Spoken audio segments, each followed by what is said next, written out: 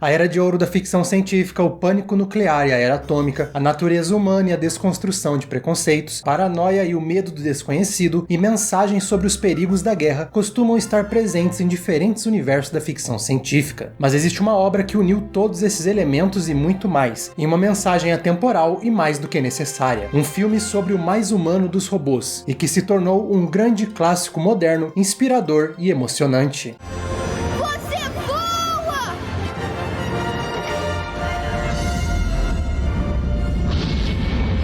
O Gigante de Ferro de 1999 é uma das mais surpreendentes animações da ficção científica e, apesar de um público-alvo infantil, é uma animação que lida com temas complexos, desde os medos da Guerra Fria, numa subversão da invasão alienígena, a mensagens anti-violência e até mesmo a fragilidade da vida e a inevitável certeza da morte. Tudo isso em um filme que não deixa de ser extremamente divertido e charmoso, capaz de encantar crianças e adultos e emocionar até hoje. Boas-vindas ao Central Pandora, eu sou o Matheus e hoje vamos falar sobre um filme que marcou a infância de muitos, marcou a vida de muitos. Hoje vamos falar sobre o Gigante de Ferro. Por isso, sem mais delongas... Bem-vindo ao centro de Calmópolis. População, nós.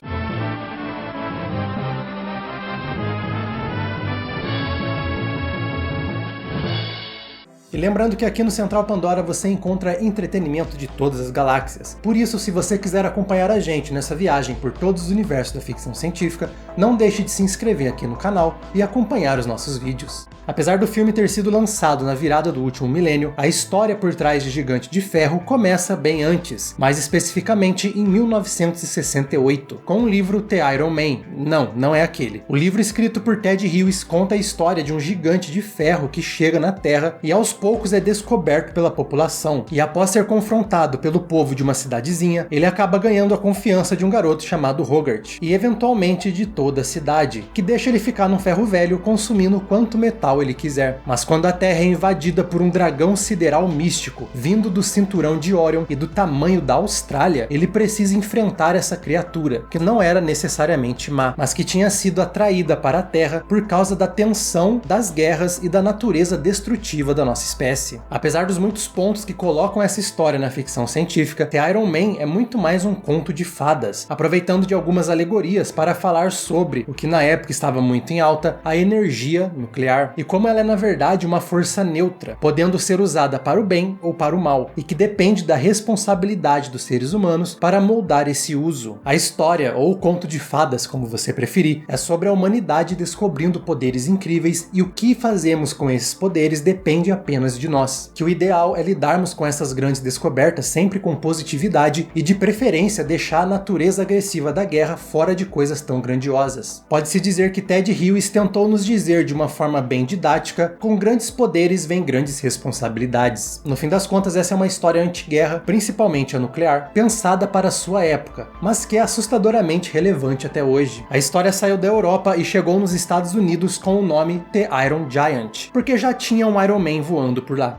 Como é de se imaginar, essa história marcou muitos, incluindo Pete Townshend, sim, aquele do The Who, que chegou a adaptar a história para um álbum em 89 e foi produtor executivo da animação anos depois. Mas o filme, como conhecemos hoje, só ganharia sua força criativa com a chegada de Brad Bird, na época ainda um iniciante no mundo das animações, mas que era uma grande aposta da Warner. Além disso, Bird também era um grande fã da ficção científica e cresceu vendo os filmes que são os pilares do sci-fi moderno. Com isso, o projeto abandonou suas características ligadas aos contos de fadas e adotou totalmente a estética da ficção científica pulp e parte da Era de Ouro, do Gigante de Ferro ao cenário dos anos 50. O filme todo exala essa aura das antigas histórias que estavam nas revistas pulp e até nos quadrinhos que Bird provavelmente cresceu lendo. Além disso, há muito dos filmes de ficção científica em toda a sua narrativa e temática. A comparação mais óbvia, por exemplo, é com ET, o extraterrestre, que possui uma história muito similar ao Gigante de Ferro. Bird mostra que ele viveu muito da ficção científica desde a sua infância, e isso está bem explícito em toda essa atmosfera incrível. Mas o Gigante de Ferro não é um clássico apenas pela sua estética, mas principalmente pelo que ele tem a dizer.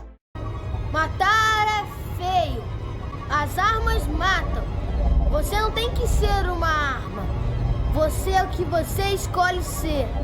Além de todas as suas referências artísticas, Brad Bird também teve um grande trauma. A sua irmã foi assassinada a tiros pelo ex-marido. Eu particularmente não me sinto muito confortável falando sobre uma tragédia tão pessoal em um vídeo como esse, mas basta entender que esse trauma motivou a visão de Bird para a mensagem anti-violência que está presente no filme. Uma mensagem que acaba entrelaçada com o que o filme está tentando dizer para o público, onde está toda a carga central por trás do Gigante de Ferro, o seu principal e fascinante ensinamento. Não são eles que decidem quem você é, e sim você.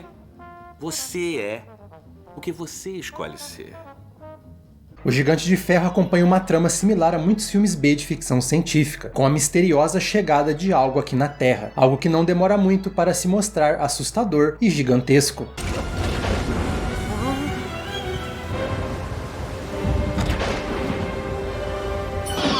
O mais legal é que, apesar de deixar claro a natureza mais infantil desde o começo, Gigante de Ferro trabalha muito bem o tom de terror que esses filmes antigos tinham. Existem algumas sequências que trazem essa mesma atmosfera de suspense e terror cinquentista. Mas não demora para que o filme subverta a ideia de uma invasão alienígena, ao mostrar que o gigante, na verdade, não é mal intencionado. Após ter a sua vida salva por Hogarth, depois de um pequeno incidente ao tentar comer uma usina elétrica da cidade, o robô demonstra não apenas se lembrar do ato heróico do garoto, como também demonstra uma grande inocência. Sem as suas memórias, o gigante metálico age exatamente como uma criança. Blá blá blá, essas coisas. Você consegue blá blá blá? A partir daí temos uma história de amizade, com um robô sem memórias aprendendo aos poucos com o Hogarth, desde lições de moral, como a diferença entre o bem e o mal. Só usa os poderes dele para o bem, nunca para o mal. Lembre-se disso. E claro, também a como se divertir.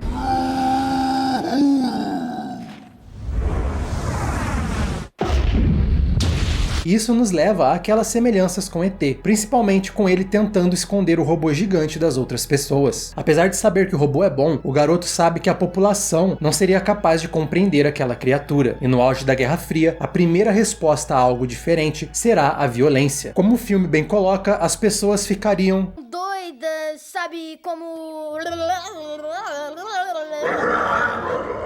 Não faz isso. Se você fizer assim, aí que eles vão atirar em você. E é exatamente aqui que temos a mensagem principal de O Gigante de Ferro. A noção de que absolutamente nada, nem ninguém, pode definir o que você é, a não ser você mesmo. Você escolhe ser o que você quer ser. Similar à história original de Ted Hughes, o Gigante de Ferro é uma força completamente neutra, mas que se torna uma arma assim que tem contato com a cultura focada em guerra que permeia toda a humanidade. Toma isso! A alegoria é a mesma do livro, uma força incrível que pode ser usada tanto para o mal quanto para o bem, uma referência clara à energia nuclear e qualquer outra grande invenção, por que não? A diferença do livro para a animação é que Bird queria dar mais força de vontade ao gigante, mais especificamente ele chegou até a Warner com a ideia de contar a história de uma arma que não quer cumprir com seu objetivo, uma arma que não quer ser uma arma. So I came back to Warner Brothers in front of the heads of the movie division and said, I have a different take on it. What if a gun had a soul and didn't want to be a gun?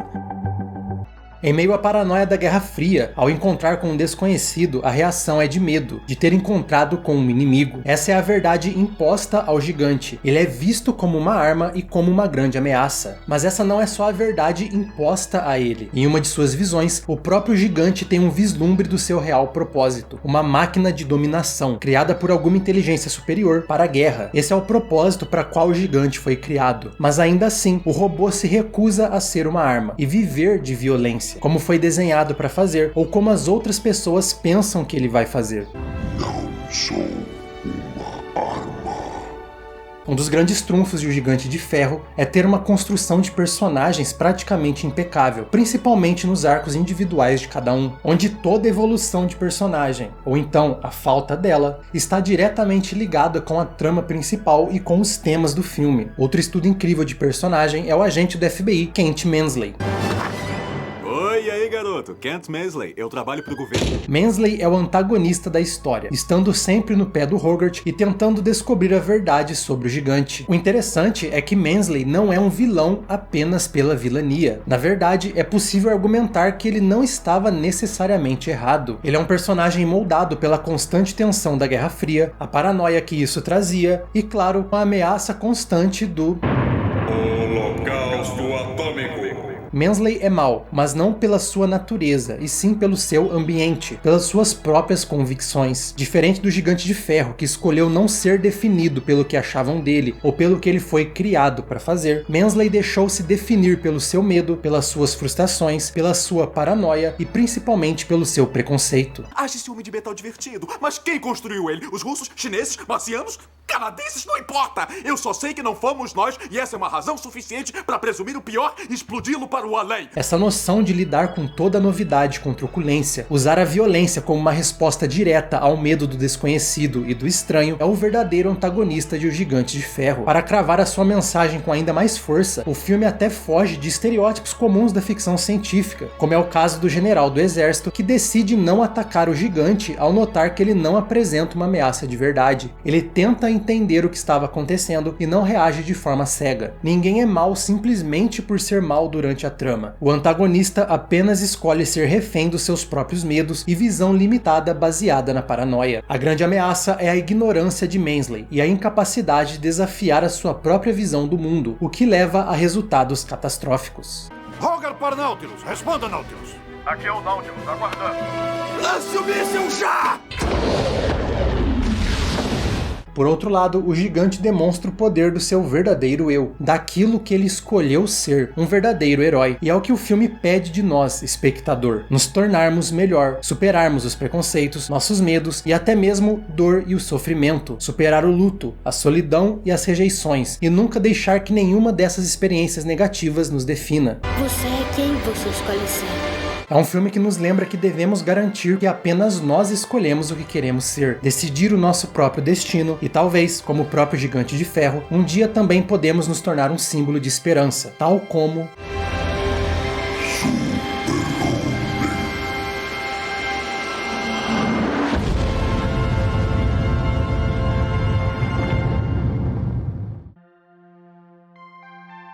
O Gigante de Ferro é um grande símbolo de esperança. Não só o personagem, mas a própria existência do filme como um todo. Ted Hughes escreveu o livro para ajudar os filhos, e ele mesmo a superar o suicídio da sua mulher. Bird teve o impacto da morte da sua irmã. Nenhum dos dois deixou que essas experiências abalassem a vontade deles de levar positividade para as próximas gerações, de entregar esperança, de fazer aquilo que eles queriam para um bem maior. Com isso, o Gigante de Ferro pede para sermos mais do que simplesmente nós, mas que usemos essa força de vontade, a nossa individualidade, para espalhar a esperança e agir da forma certa, mesmo quando estamos com medo ou com raiva, mas que prevaleça a responsabilidade de saber que afetamos as outras pessoas com as nossas ações e as nossas criações, tal como Hughes e Bird fizeram ao transformar a dor em obras que marcaram pela sua positividade. Isso torna a animação da Warner não só um filme muito bem construído e muito emocionante, mas também é uma prova real da sua própria mensagem, que também explora a fragilidade da vida, tal como a sua beleza e o curso natural que ela tem.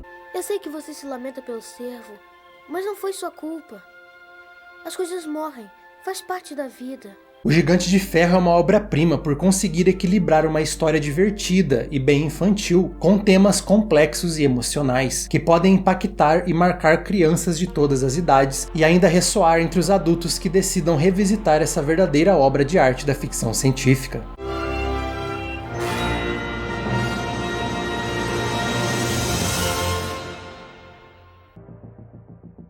Com uma mensagem tão poderosa e uma animação praticamente impecável, é claro que Gigante de Ferro foi um verdadeiro sucesso, certo? Certo?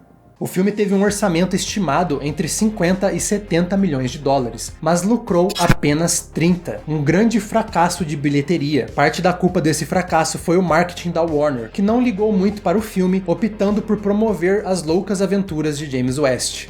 Pois é. No entanto, a animação foi um sucesso de crítica. A Warner simplesmente não sabia o que ela tinha nas mãos e acabou desperdiçando uma grande oportunidade com esse filme. We questioned whether, because we were relatively new to the animation game, had we not marketed correctly. Mas isso não o impediu de se tornar um clássico cult, com uma legião de fãs que viram ele em VHS e nas muitas reprises na televisão, incluindo no saudoso Cinema em Casa no SBT. É até impressionante como uma franquia de um único filme que fracassou na bilheteria conseguiu se tornar um ícone tão poderoso da cultura pop. Não é à toa que ele está sempre aparecendo em outras obras, é possível encontrar ele em diferentes filmes e até mesmo em outras mídias. E curiosamente, essa não seria a última vez que veríamos um personagem de poucas palavras dublado pelo Vin Diesel, emocionando o público ao se sacrificar para salvar os seus amigos.